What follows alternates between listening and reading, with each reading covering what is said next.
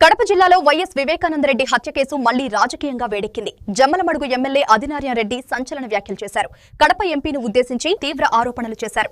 Jammalamadugu RTC డిపోలో దివ్యాంగ శక్తి పథకాన్ని ప్రారంభించిన సందర్భంగా మాట్లాడుతూ వివేక హత్యకు మీ కుటుంబ సభ్యులే కారణమని ఆయన ఆరోపించారు.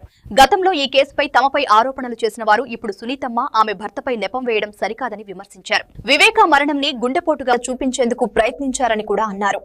సిబిఐ దర్యాప్తులో పలు విషయాలు వెలుగులోకి వచ్చాయని నిజాలు బయటపడుతున్నాయని పేర్కొన్నారు. మేము చంపినట్టు మా మీద రికార్డు. ఆ తర్వాత సిట్టు వేయడం జరిగింది. గౌరవ ముఖ్యమంత్రి గారు వెంటనే ఆపద్ధర్మ ప్రభుత్వం అయినప్పటికీ సిట్టు వేస్తే కోర్టుకు పోయి హైకోర్టుకు పోయి గ్యాగ్ ఆర్డర్ తెచ్చుకొని సిబిఐకి కావాలని అడగడం జరిగింది. ఆ తర్వాత తెలుగుదేశం పార్టీ అధికారం కోల్పోయిన తర్వాత వైఎస్ఆర్ పార్టీ అధికారంలోకి వచ్చిన తర్వాత మేము కోర్టుకు పోయినాం. స్వయంగా ఒక సీనియర్ జడ్జిని, వసంత్ అనే జడ్జిని నా తరఫున, వీరారెడ్డి అనే అతను సునీతమ్మ తరఫున, సల్మాన్ ఖుర్షీద్ అనే అతను బీటెక్ రవి తరఫున వాదన తర్వాత అది హైకోర్టులో ఆర్డర్ అయింది సిబిఐ కావాలని. ఆ తర్వాత సిబిఐ ఎంక్వైరీ జరిగింది. కుక్కలు చంపినారంటే వీధి కుక్కలు వీళ్ళు సుమోతో ఇంటి కుక్కను చంపించారు. మోటార్ సైకిల్తో గొడ్డలు కొన్నారు కదిరిలో. వాళ్ళ ఇంట్లో అందరినీ ముద్దాయిలంతా ఇంట్లో చేర్చుకున్నారు. అంతా సిబిఐ రిపోర్ట్లు ఉంది. ప్రొడ్యూస్ చేసినారు. ఇది అబద్ధమా?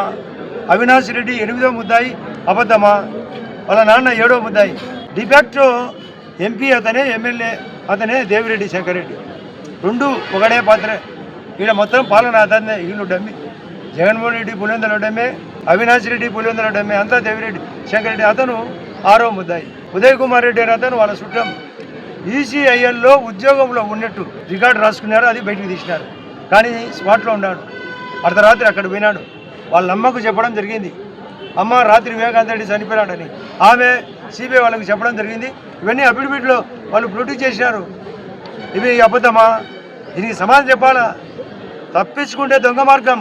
ఎక్కడ మళ్ళీ హైకోర్టుకు పోయి సునీతమ్మ మళ్ళీ ఆమె యొక్క వాదన వినిపిస్తుందని ముందుగానే దొంగ అని అరిచినట్టుంది. మీరు చేసినారు లేదా? ఆ రోజు మేము చేసినట్టు చెప్పిరి, ఈరోజు సునీతమ్మ చేసినట్టు చెప్తారు. అంటే మేము చేయనట్టు కదా. ఇప్పుడు మా మీద మేమేం చెప్పాలి? ఇప్పుడు ముందు మా మీద ఎందుకు పెట్టారు?